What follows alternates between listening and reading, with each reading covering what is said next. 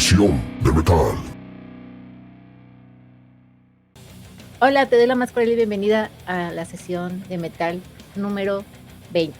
Es un gusto tenerte por acá, me da mucho gusto saludarte. También quiero saludar a los que están escuchando el programa por Uroboric Radio. Muchas gracias por escuchar los programitas también. Y también quiero agradecer a todas aquellas personas que han estado interactuando en los videos, que los han estado viendo, que me han estado siguiendo en redes. De verdad, qué padrísimo. Les agradezco mucho su apoyo. Si tú aún no lo haces, ya sabes, por favor, te pido tu apoyo. Sin ti no podría seguir con esta labor. Por favor, suscríbete a mi canal y sígueme en redes. Estoy en Facebook, en Instagram, en TikTok, en Twitter. En todas me encuentras como @sesión de metal, y también el programa recuerda que lo escuchas por Uroboric Radio. Las mejores bandas de metal las encuentras en tu sesión de metal. Estoy muy contenta porque tengo a un invitado súper especial este día. Estuviste viendo las publicaciones de lo que será en esta capsulita, que no será tan capsulita porque no pude dejar de aprovechar la oportunidad de poder platicar con este personaje. Le quiero dar las gracias a Ben por permitirme realizar esta entrevista. Muchas gracias por tu apoyo, Ben. Y bueno, ya no le doy más vueltas. Mi invitado del día de hoy pues ha estado en muchas bandas. Estuvo en Elf, es primo de Ronnie James Dio, es fundador de The Rods, que ya tuve la oportunidad de platicar con Carl Kennedy. Así que le doy la más cordial bienvenida al fundador, guitarrista y vocalista de The Rods, David Rock Feinstein. It's great to have you here, Dave. It's great to be here. Tocaste con Ronnie James Dio en Elf antes de que él se convirtiera en una leyenda del metal. ¿Qué recuerdos tienes de esa época y cómo influyó en tu enfoque de la música? Well, the memories of playing with Elf were just, like nothing. There's nothing else that can compare to those memories for me because, they were my first experience with, playing with Ronnie. I mean, even though Ronnie was a relative and we were, I knew him as a family member. Ronnie was 5 years older than me, so I always looked up to him as like he was like, my older brother. But to play in that band with him, because at the time it was Ronnie Dio and the Prophets. It was when I got in the band. They were the best band around, and Ronnie was, such a great talent, of a singer and a player. The experience for me to be part of that was, was awesome. It was phenomenal. So I have a lot of great memories of that, and I learned a lot from Ronnie, and just being part of that was like, part of the greatest time of my life, really. Como miembro fundador de The Rods, ¿cuál crees que fue el legado de la banda en la escena del metal y qué te hace sentir más orgulloso de tu trabajo con ellos? Well, the band has been together a lot of years, and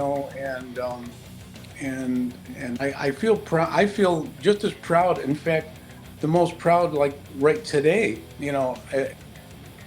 Years ago when we first started, it's kind of like this new album that we did is like almost like a rebirth of, when we did the very first album. Having a new bass player. Is a little bit younger than Carl and I. It's been a great inspiration for us to have someone new. And I became very inspired in my songwriting, and I felt like I needed to have songs that were more mature and songs that people really wanted to hear that might inspire them, very similar to like this, when Ronnie wrote lyrics, they really meant something. So I wanted to concentrate on the songs, and I'm very proud of like what we've come up with in this last album. Precisamente en Rattle The Cage, que es tu último álbum, ha recibido muchos elogios de la crítica. Me gustaría saber qué inspiró la creación de este álbum y qué mensajes esperas transmitir a tus oyentes a través de esta colección de canciones. Well, the song Rattle the Cage, has a lot of meaning to it because you can relate to a lot of different people in their daily lives, It kind of means like if you're not happy with what you're doing and you want to make a change and you want to be heard, that you should speak up, do something about it. Take control of, your life and what you want to do and your destiny. And it's kind of like whether you work at a desk or whether you work in a supermarket or no matter what you do, you want to be happy at what you're doing, So the song Rattle the Cage is meant to like have people to stand up for themselves, and to let everybody know the way that they feel, and they want to be pleased with what they're doing, you know, and be proud of what they're doing. Has lanzado álbumes en solitario, además de tu trabajo con bandas. ¿Cómo difieres tu enfoque creativo cuando trabajas en proyectos individuales en comparación con colaboraciones grupales? Well, the solo albums that I've done, you know, were basically during a time when the Rods weren't doing anything. I'm not the type that likes to have a bunch of different projects going at once. I like to concentrate on one thing, you know. And right, you know, in the last couple of years, it's been since the Rods have been focused on keeping going and doing another album. You know, that's been my main focus. Uh, However, I have done solo albums, but I don't like to be doing different projects at different times. I think it might take away from one of the projects. I like to concentrate on one thing. ¿Cuál crees que es el estado actual del heavy metal y qué tendencias o cambios has observado en el género a lo largo de estos años? Yeah, you know, things are. You can say that a lot of the things are the same, but a lot of things have changed. You know, because there's so many different genres now of what they're calling heavy metal.